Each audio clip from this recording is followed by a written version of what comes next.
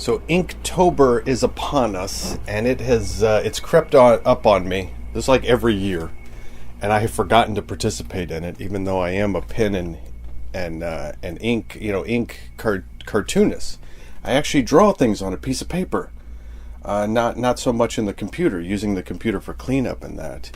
So yeah, this is JARHUMOR speaking. The cartoonist on the internet who does things occasionally. My whole problem, I think, personally, right now, where I'm at, is a lack of consistency.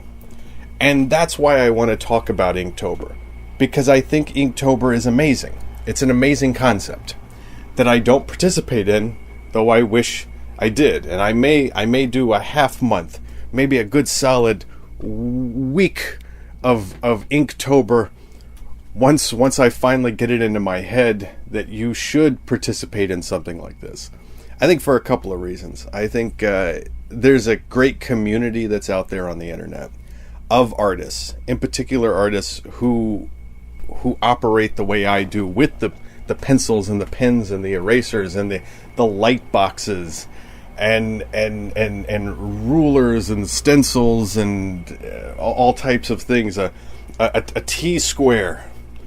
Oh my goodness, these young people would have no idea. They're drawn on their iPads and whatnot, and good for them. I don't begrudge anyone who uses technology as long as you're making art. I'm all for people making art, expressing themselves. I support that wholeheartedly. Because once again, it feels very odd to do a talk like whatever this is, like a podcast about Inktober, in which I'm not actually presenting any sort of drawing. It's just I want to talk about it because I'm seeing the videos show up and I'm seeing the posts on social media, and I'm very happy, very proud of people. Something like a commitment to an idea like this is important. When you do something every day and you hold yourself accountable to doing a thing every day, you build that repetition and it becomes like an instinct. It becomes something that you just automatically do. It becomes a habit. And that's a beautiful thing. One of my favorite books is the War of Art by Steven Pressfield, and he talks about resistance. And I'd say resistance beats me some days. Some days I get whooped by it. And his solution to beating resistance is what he calls turning pro. In fact, that's what he called the sequel to the book. It's called Turning Pro. Becoming a professional means showing up every day. You show up every day, you do the job. There is this weird thing about creativity that just the showing up and sitting down and beginning is where the magic happens. You don't need a good idea. That's where your idea is. You may be going like, oh, I need a good idea. Once you sit down, then the idea happens. That's the trick. The trick is to just get started with these things. And something like Inktober, there's a sense of community. I'm giving you advice that I don't take myself. And one of the ideas is like I feel like maybe next year, or maybe in a week or two, maybe I could like find someone that can be my Inktober buddy, and we hold each other accountable. Bro, did you do your drawing today? Did you draw something? You know, I think that's a good idea. Accountability. So I don't know. I'm really disappointed. And once again, it snuck up on me. I'm never quite prepared. It's like, oh no, it's October. It's like, oh, do I want to do this? Do I want to like? Because here's the other thing, and this is going to happen to people. You're going to miss a day, and you're gonna feel bad about it, and you're like, well, I don't want that feeling. I don't want that feeling of feeling bad. You know what? Everyone misses a day. Everyone has a bad day. The trick is that the next day you don't let that bad day turn into a bad week. You don't let it turn into 2 bad days. That's where you start with. You're like, okay, I had a bad day yesterday. All right, today I cannot have it be a streak. I cannot have it be 2 bad days. Let's do something about it. There's 2 different mentalities. The other one's, well, I didn't do it yesterday. I might as well just stop. I already failed. Inktober. And it's like that, like right now, it's what I don't even know what day it is for me, technically. You're hearing this, I don't know whenever I post it. But for me, I'm about, it's October 9th. For me. All right? It's also, I just looked at my living room clock. It says it's 2:22 in the p.m. So I don't like putting dates on these things. I don't like putting times because I like using them whenever. You know what I'm saying? I like putting this out, but this is a very time-sensitive issue. And I'm hoping that it will also serve as a reminder to me to participate sooner in Inktober. And I'm starting to hype myself up just by talking to you guys. I'm thinking to myself, yeah, you know what? I think I'm going to do this, man. I think I'm going to do Inktober. And then I'm going... Because I think the biggest thing is the idea of failure. The idea that you won't follow through with it. Because you know you, and you know how many things you don't follow through with. And that's such an overwhelmingly human idea that's, like I said, Stephen Pressfield wrote 2 books about it. I think he wrote more. I think he wrote like another one as well or something like that. I can't remember. But I know those 2 books, and I have a physical copy of one of them. And I was shocked, actually, when I went on to the internet and was looking around, and that a lot of other people discovered this book. This book came into their lives through divine forces. I found my copy at a thrift store years ago. And it's probably my favorite book, along with this other book. I can never pronounce her name. I think it's Shakti Gawain. She's got a weird New Age name. But her book is called Creative Visualization. I love that book. Those are 2 of probably my favorite books that I read over and over again. I have 2 copies of Creative Visualization. One's a really old copy that's kind of like getting kind of funky. It's like kind of falling apart. That's like, it's not an original printing, but it's like I think it's from like the 80s. And then I have one that's like a modern version that was done in the 2010s or something like that. It's got like a decent cover. The paper's different. Like it's not getting funky with age yet. And that's a book that I'm really I read over and over again. Visualization, your own self-talk, everything like that. I'm really into that sort of stuff. And what I like about like Pressfield, like in his book, The War of Art, he talks about divine forces. He talks about the muse.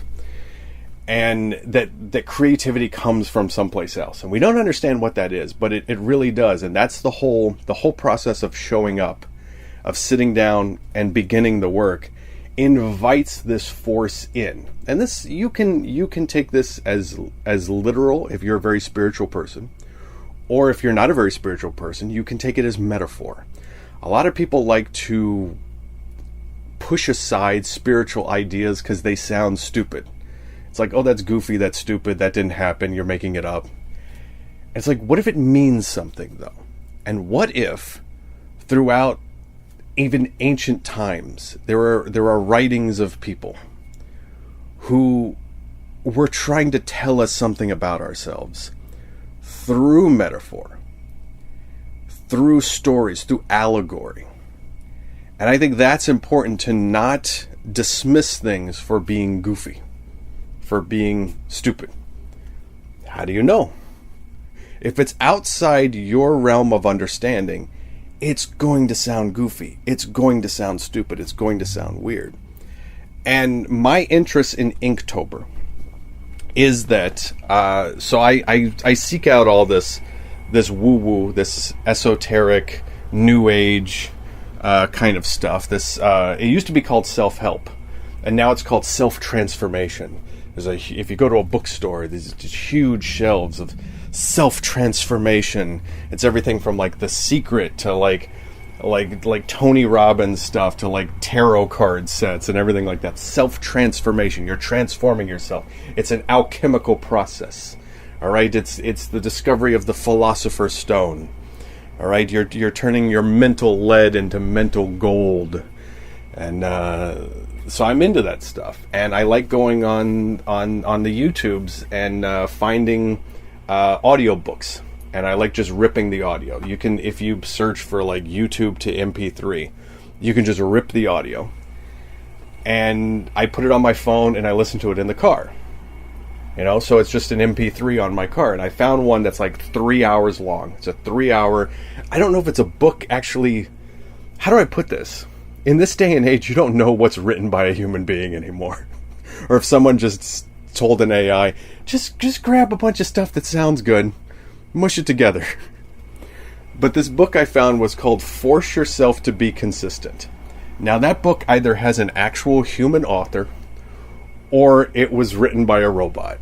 It's definitely narrated by a robot, because this robot is like, okay, back in the day there was text to speech, and it was like you could clearly hear that a machine was, and sometimes it would say weird stuff. It wouldn't say a word. It would mispronounce a word.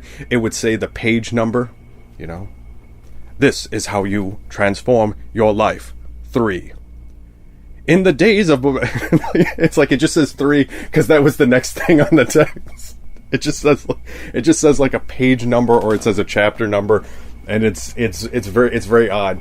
So this book is it's a more eloquent version of that, but not quite the tricky AI voice.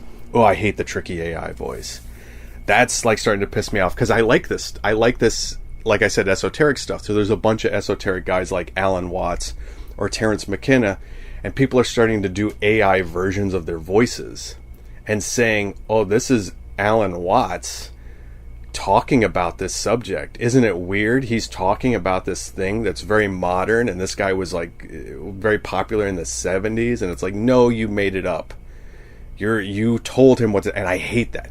And I hope, in my very authoritative sort of feelings, I slam my fists on the desk and I say, do something about this.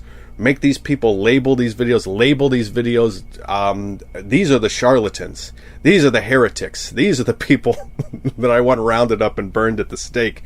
The people who do not tell me this is fake and are trying to convince me that someone, and I don't like being duped. No one likes being, and it's bad karma, first of all, to dupe people with this stuff. The worst one I fell for, because usually I hear it, like, I think the Alan Watts thing I listened to the longest, and I'm like, something's not right here. This doesn't sound like him. And then because I got duped once, fool me once, shame on me.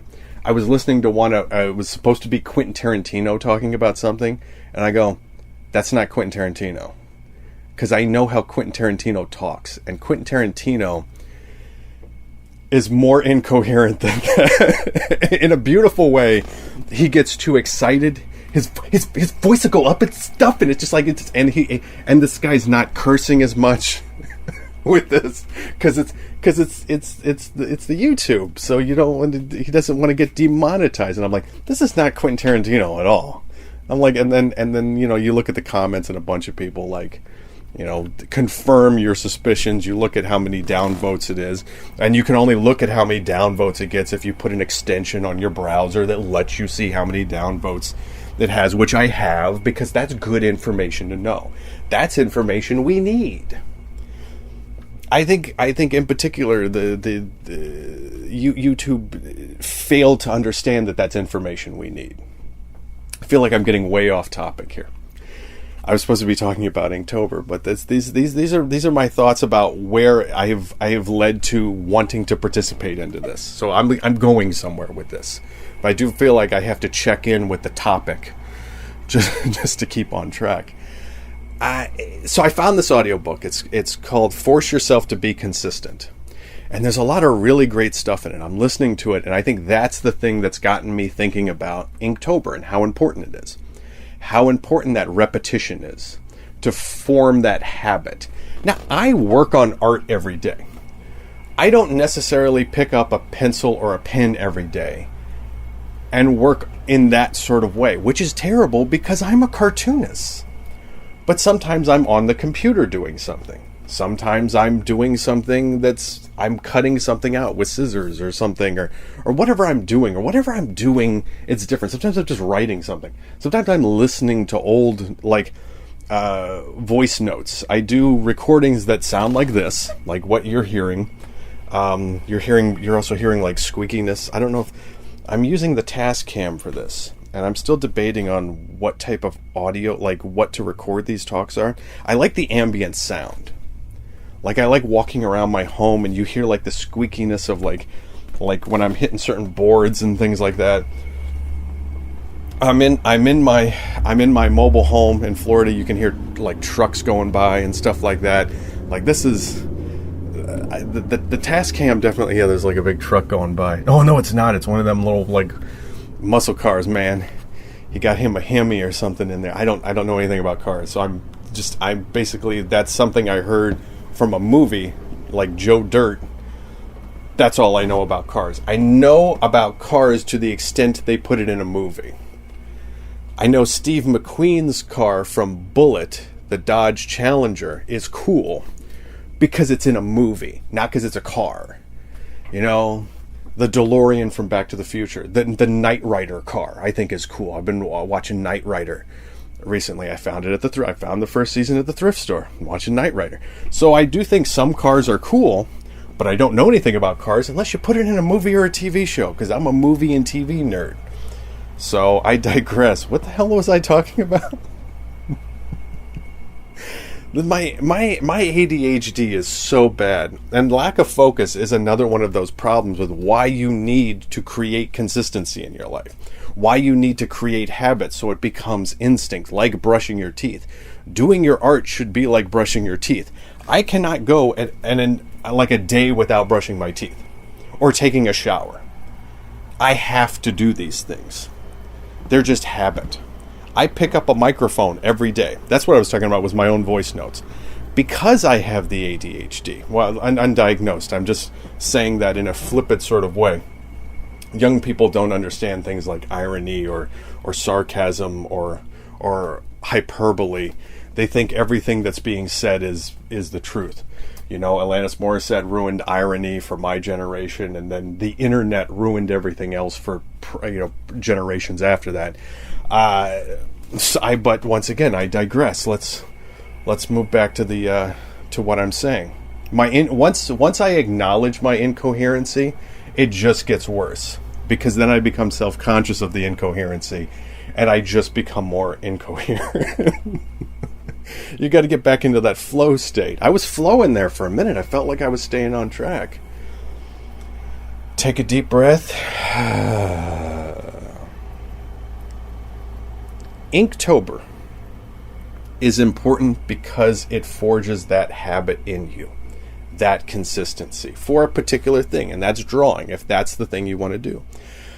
There are many other things like this. I know there's like No Nut November, something that also sneaks up on me and I don't end up participating in.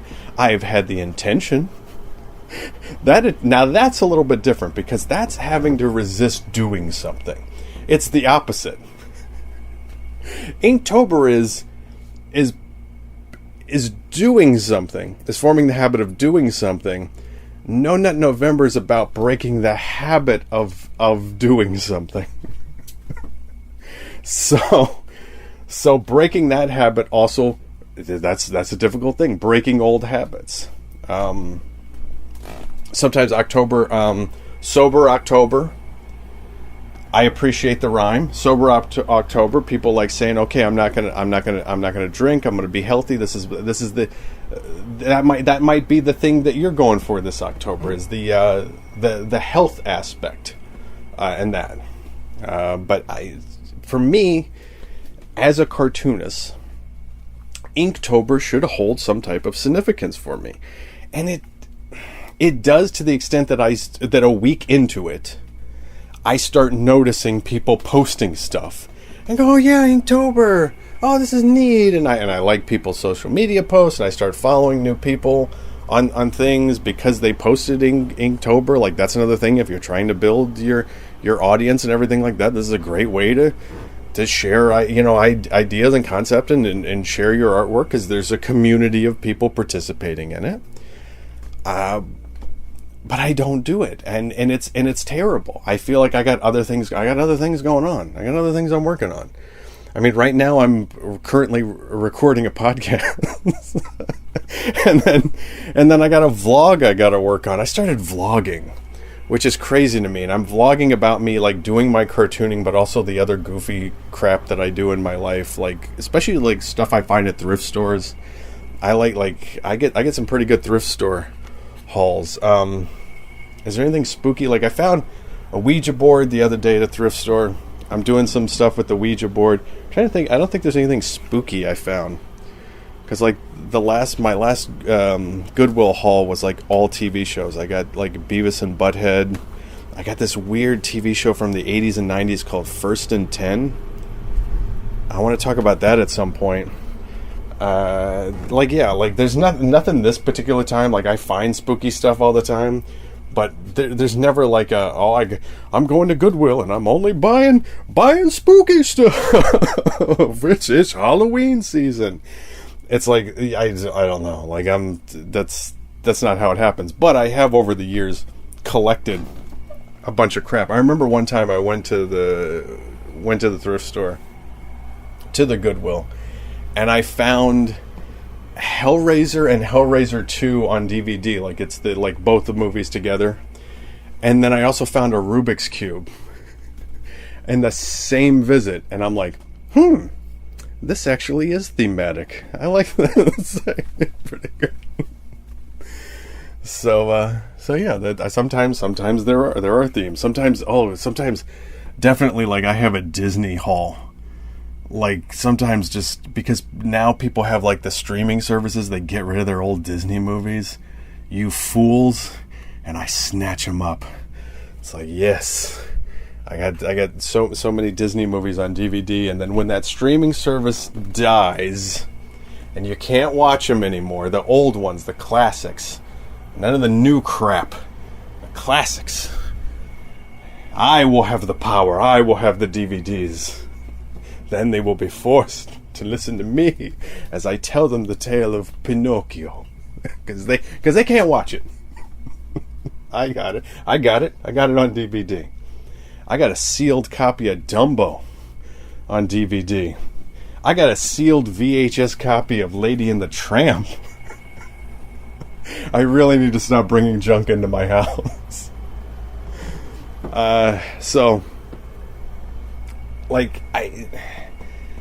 My scattered consciousness, my inability to like really focus, is one of the things about like Inktober, where it's like it's a solid task that you have every day, no matter what's going on.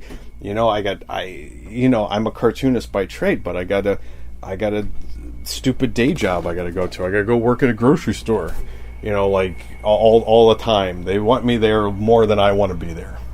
I guess I'm so I can make money, so I can afford to live in this broken down mobile home in Florida and make my art and make my cartoons and things like that. I guess that's I gotta go work at a grocery store as well. So you're like, am I gonna get up? What am I gonna do? Am I gonna get up early and do Inktober? Am I gonna stay up? Am I gonna work after the grocery store? I'm more of a work afterwards type of guy. I'm a night owl. I got up only a couple hours ago. This is one of my days off. One of the few days in which I get to not work at a grocery store and get to try to sort my life out. So I figure, you were thinking this week about Inktober. Why not lay down some thoughts for the peoples on the internet about the Inktober? But I think it's a fantastic thing that I hope more people participate in. Especially if there's anything like really thematic in what I'm saying. When I was talking about like physical media cannot die out. We need physical media. Make things. Make stuff with your hands. Pick up a pencil, pick up a pen, draw things. I think that's the important essence of Inktober as well. I like the name of it. I like that it has that physical element to it. I have a little tiny collection of typewriters. I got 3 typewriters. And I like sitting at a typewriter and I like banging at it because right in front of you, a physical document is being created. And it doesn't matter what coherent or incoherent, you never know when you sit down and just start banging away at it. But what you see in front of you is a physical document being created. When you sit down and you draw, a thing happens in the material world. A physical thing is being created. It's wonderful. And a lot of people, I think some of the fears that come up in people are, oh, people are going to think I suck. Yes, pretty much everyone has an opinion about everything. And there are going to be jerks who tell you suck. And here's the thing. You neither suck nor are you great at anything. You have a style. And your style appeals to a certain group of people.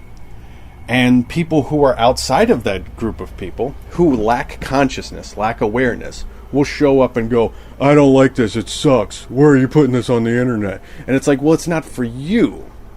And I want to be careful in saying things like that because I feel like that's how Hollywood's been treating us. With the whole like, it's not for you. It's like, okay, well, it needs to be for someone because you're spending a lot of money on it. But that's what I like about independent art. It doesn't have to be for everyone. You don't need a huge audience. You can actually do very niche things. In fact, that's where the rebels and the punk rockers are supposed to be. The fact that the people who claim they're raging against the machine are part of the machine now is the dumbest thing in the entire world. That people are activists using mainstream media. It's like, you lack so much self-awareness, don't you? The real activists, the real rebels, the real punk rockers are independent. They don't care about the mainstream. They never should. They should never even want to. Well, we got to get into these spaces. No, you don't. That's not the way to do it. You can create a thing that is small and impactful to a certain group of people and important for a group of people. And you should do that, but you should do it independently. Once too much money gets involved, once too many people are in your ear about it, it becomes crap and it then becomes for nobody. Then nobody enjoys it because everyone has an opinion about what's good and what's bad. So yes, you put it out, you put yourself out there on the internet, people are going to criticize you. People are going to tell you suck. And once again, but there's people that are going to enjoy it. That's who you make it for. You make it for the people who are going to enjoy it. You do the work for yourself first, because that's my biggest fan is me. I am such a narcissist. I love my own personality. I love the art that I do. I make myself laugh more than anyone else. And when I find people that make me laugh as much as I make myself laugh, I gravitate towards them. Like, okay, they get me. There you go. Yeah, that's like me. You know. So find your tribe, find your people, find your audience. Listen to the support. Listen to constructive criticism sometimes. But once again, know that no one's really an expert on the internet. No one's an expert. I'm not an expert. I have opinions. I have thoughts. These are concepts. These are the things that I feel about things. This is what I think. And that's all it is. This is what I think. Do your art. Do whatever kind of art you want. Do whatever type of subject matters that you want. Art doesn't make mistakes. Art doesn't have to be perfect. Art doesn't have to be good. You know, art doesn't have to be pretty. Art can be controversial. You know, I feel like art, especially independent art, can just do whatever.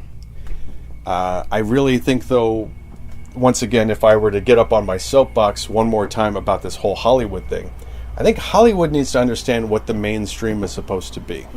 The mainstream is when you take all of the collective consciousness and you reflect back a cultural idea of entertainment, whether that's an action movie, whether that's a comedy, whether that's a horror movie, etc., etc. You take the collective consciousness into consideration, and you create something for the masses, because that should exist for two reasons.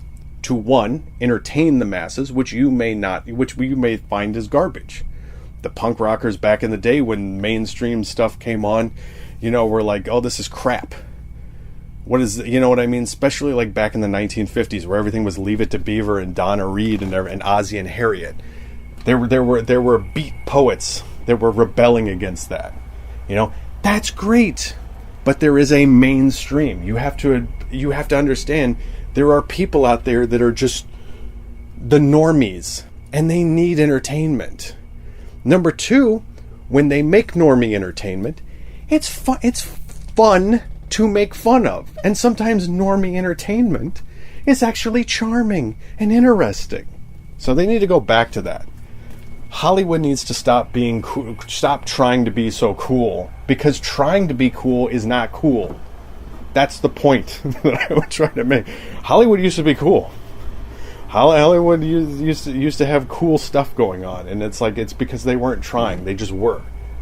You get the right people who are real artists in there, and once again, what I'm saying sounds like a contrast, or a contradiction. More, it sounds more like a contradiction, but it's not, because there's mainstream movies and then there's punk rock stuff, and both can exist, and us as independent artists need to completely forget Hollywood. It's dead. It's gone. It ain't coming back, no matter how many times they hit it with the defibrillator.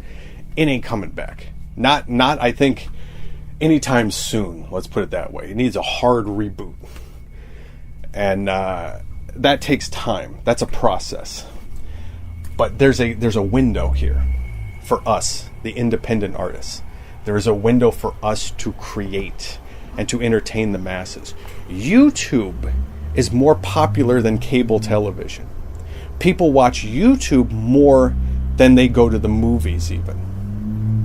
There's another car passing by. I think it's the same car. I don't know. Most of my neighbors have annoying car engines, and I live in basically a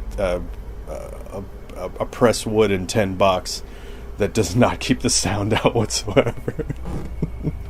and then my floors make all types of squeaky noises, and this is what I get for recording in the afternoon when I'm trying to be passionate, trying to get all fired up. I want to make some art, So, and I hope you want to get out there and make some art. Participate in Inktober. Find some people, find some community, find some people that are doing this.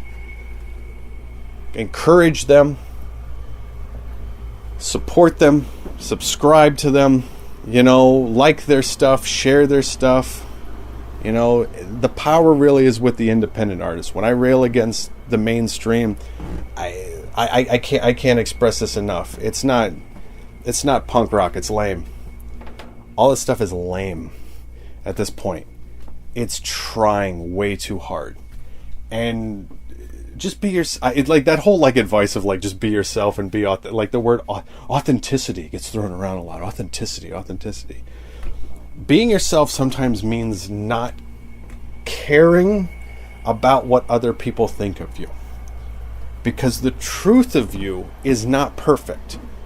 The truth is, you can't know what's going to trigger someone.